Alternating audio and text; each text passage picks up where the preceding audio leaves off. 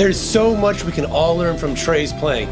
Let's go back to the beginning. Through experimentation and determination, Trey has grown as a guitarist so fast, and we can all learn from that.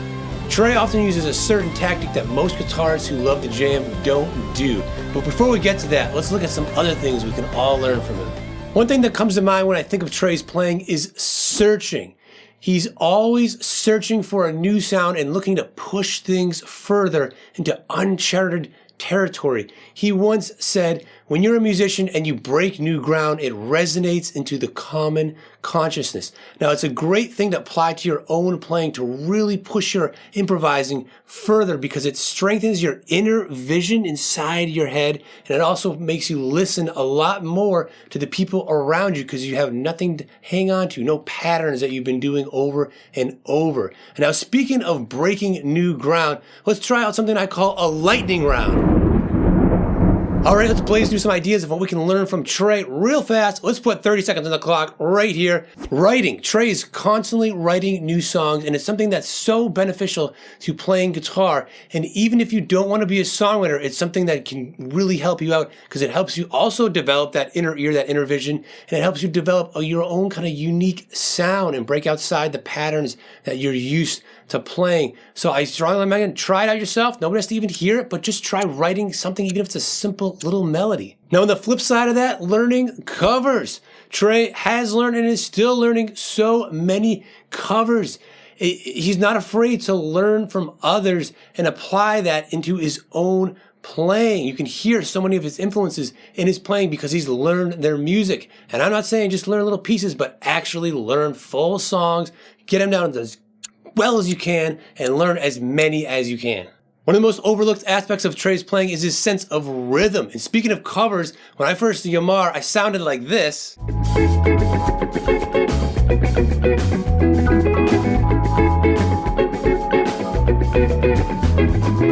then I listened back to Trey's playing and compared it and realized I had a big gap to fill. And while I still am not there, I got a little closer because I sounded like this.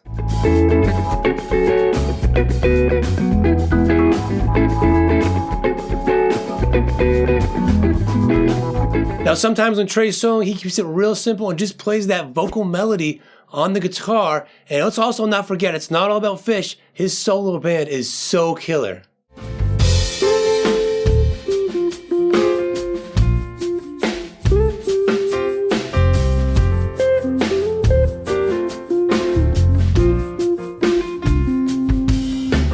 Trey's use of effects is something we can definitely all learn from, because a lot of players think that just having an effect is going to make them sound better, but in my opinion, it does nothing. And Trey always preaches really getting to know your effects, your pedals, just inside and out, and not just buying new ones all the time. And he does a great job of making it a part of him. It's like using another instrument and therefore an extension of himself, and he only uses them in musical ways that make things better. Now, last but not least in the lightning round is Trey's acoustic playing. And if you're somebody who only plays electric, I strongly recommend playing acoustic. It really helps kind of mix things up for you, kind of freshens it up, just because there's a little bit of a difference between the two. So try that out.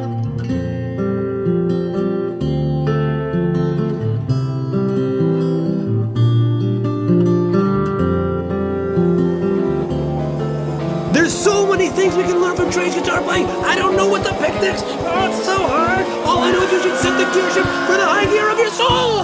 Oh, wait. That's actually a different tune. But that brings up what I think is probably the best thing we can learn from Trey, is that he's an absolute master of tension and release. It's hard to pick another guitar player who does it better than Trey. And here's just a few ideas of how he builds tension. And that is 1, repetition, 2, dissonant tones, 3, sloppy playing on purpose, 4, his use of effects, and 5, rising dynamics. And how does he release that tension?